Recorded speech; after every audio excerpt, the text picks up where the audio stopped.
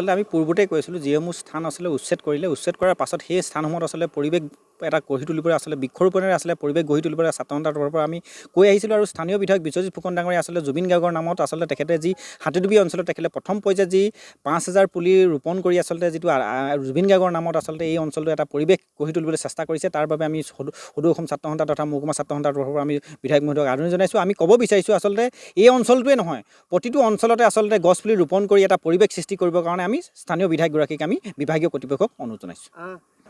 আচলতে গোটেই অঞ্চলটো এটা পৰিৱেশ সৃষ্টি কৰি যাতে এটা জাকত জিলিকা অঞ্চললৈ ৰূপান্তৰ কৰিবৰ কাৰণে আমি স্থানীয় বিধায়কগৰাকীক অনুৰোধ জনাইছোঁ। এটা মোটা ধন আবণ্টন কৰি নাহৰ পুলিৰ লগতে গোটেই অঞ্চলটোক এটা পৰিৱেশ সৃষ্টি কৰি যাতে বিভিন্ন স্থানৰ পৰা যাতে এই অঞ্চললৈ মানুহ অহাৰ ব্যৱস্থা কৰিবৰ কাৰণে যাতে এটা পৰিৱেশ সৃষ্টি হওক। যিটো অঞ্চললৈ আচলতে তেখেতে এটা নাহৰ উদ্যান স্থাপন কৰিছে, সেই নাহৰ উদ্যানখন চাবৰ বাবে বিভিন্ন অসমৰ প্ৰান্তৰ পৰা আচলতে এটা মানে পৰিৱেশ সৃষ্টি কৰিবৰ কাৰণে আমি স্থানীয় বিধায়কগৰাকীক অনুৰোধ জনাইছোঁ। আৰু এই অঞ্চলটোৱে নহয়, আমি পূৰ্বতে কৈছোঁ যে এই অঞ্চলটোৱে নহয়, যিসমূহ উচ্ছেদ কৰিলে সেই প্ৰতিটো অঞ্চলতে আচলতে বৃক্ষৰোপণ কাৰ্যসূচীৰে এই অঞ্চলত এটা পৰিৱেশ সৃষ্টি কৰিবৰ কাৰণে ছাত্ৰ সন্থাৰ তৰফৰ পৰা আমি অনুৰোধ জনাইছোঁ।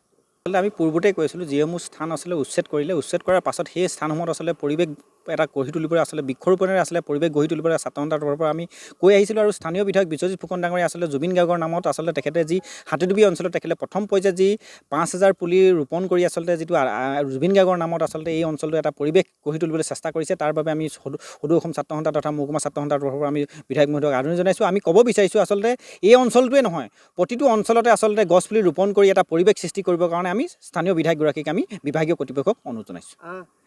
আচলতে গোটেই অঞ্চলটো এটা পৰিৱেশ সৃষ্টি কৰি যাতে এটা জাকত জিলিকা অঞ্চললৈ ৰূপান্তৰ কৰিবৰ কাৰণে আমি স্থানীয় বিধায়কগৰাকীক অনুৰোধ জনাইছোঁ। এটা মোটা ধন আবণ্টন কৰি নাহৰ পুলিৰ লগতে গোটেই অঞ্চলটোক এটা পৰিৱেশ সৃষ্টি কৰি যাতে বিভিন্ন স্থানৰ পৰা যাতে এই অঞ্চললৈ মানুহ অহাৰ ব্যৱস্থা কৰিবৰ কাৰণে যাতে এটা পৰিৱেশ সৃষ্টি হওক। যিটো অঞ্চললৈ আচলতে তেখেতে এটা নাহৰ উদ্যান স্থাপন কৰিছে, সেই নাহৰ উদ্যানখন চাবৰ বাবে বিভিন্ন অসমৰ প্ৰান্তৰ পৰা আচলতে এটা মানে পৰিৱেশ সৃষ্টি কৰিবৰ কাৰণে আমি স্থানীয় বিধায়কগৰাকীক অনুৰোধ জনাইছোঁ। আৰু এই অঞ্চলটোৱে নহয়, আমি পূৰ্বতে কৈছোঁ যে এই অঞ্চলটোৱে নহয়, যিসমূহ উচ্ছেদ কৰিলে সেই প্ৰতিটো অঞ্চলতে আচলতে বৃক্ষৰোপণ কাৰ্যসূচীৰে এই অঞ্চলত এটা পৰিৱেশ সৃষ্টি কৰিবৰ কাৰণে ছাত্ৰ সন্থাৰ তৰফৰ পৰা আমি অনুৰোধ জনাইছোঁ।